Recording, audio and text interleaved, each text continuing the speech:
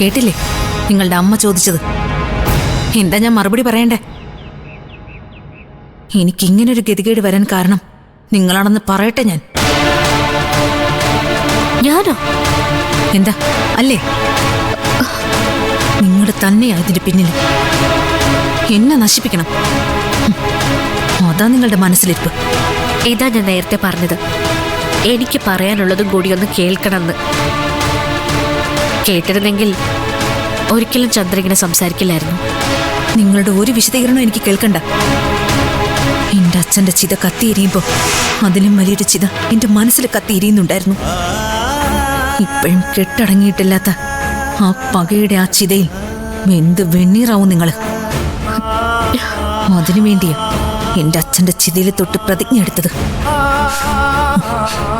നിങ്ങളെ നശിപ്പിക്കും. അത് നടപ്പാക്കാനാ ഞാൻ ഇനി ശ്രമിക്കാൻ പോകുന്നത്. ചന്ദ്രേ, ഇതിന്റെ പേര് മുൻവിധിന്ന്. ചത്തത് നടേശൻ സാറെങ്കിൽ കൊന്നത് ഞാൻ.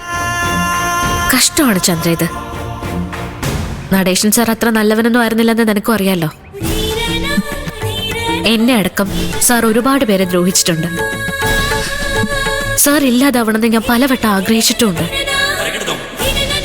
എന്ന് വെച്ച് ഇപ്പൊ നടന്നത് അത് ഞാനല്ല ചെയ്തത്. പിന്നെന്തിനാ എന്റെ അച്ഛന് വിഷം കൊടുത്തത്?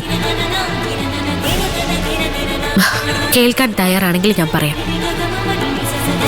അന്നത്തെ ദിവസം ആശുപത്രിയില് അച്ഛനെ ആരൊക്കെ സന്ദർശിച്ചു എന്ന് ചന്ദ്രയ്ക്കറിയോ? എനിക്കറിയണ്ട. കേസ് അന്വേഷണം വഴിതെറ്റിക്കണമെന്ന് നിങ്ങൾക്ക് ആഗ്രഹം ഉണ്ടായിരിക്കും. അതിന് നിങ്ങൾ പലതും പറയും. ആ ചതിക്കുഴിയിൽ വീഴാൻ എനിക്ക് ഉദ്ദേശമില്ല. റൂബി എന്റെ ഫ്രണ്ടാ. എനിക്ക് നന്മ വരാത്തതൊന്നും അവൾ ചെയ്യില്ല. അവൾക്ക് ചില സൂചനകളൊക്കെ കിട്ടിയിട്ടുണ്ട്. തെളിവ് ശേഖരിച്ചുകൊണ്ടിരിക്കുക.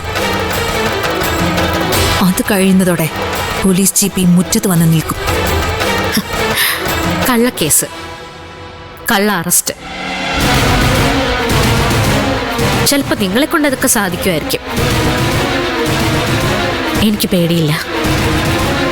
എനിക്ക് എന്റെ നിയമത്തിൽ വിശ്വാസമുണ്ട്, ദൈവത്തിലും വിശ്വാസമുണ്ട്.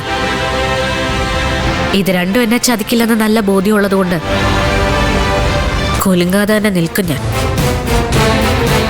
നിങ്ങൾ എന്തൊക്കെ പറഞ്ഞ് ഭീഷണിപ്പെടുത്തിയാലും എന്തൊക്കെ ചെയ്താലും ആ വിശ്വാസമൊക്കെ തകരും.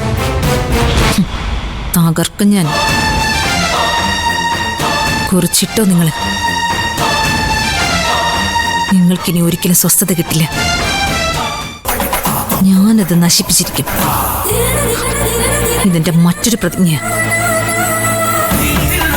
പാലിക്കപ്പെടുമെന്ന് ഉറപ്പുള്ള പ്രതിജ്ഞ.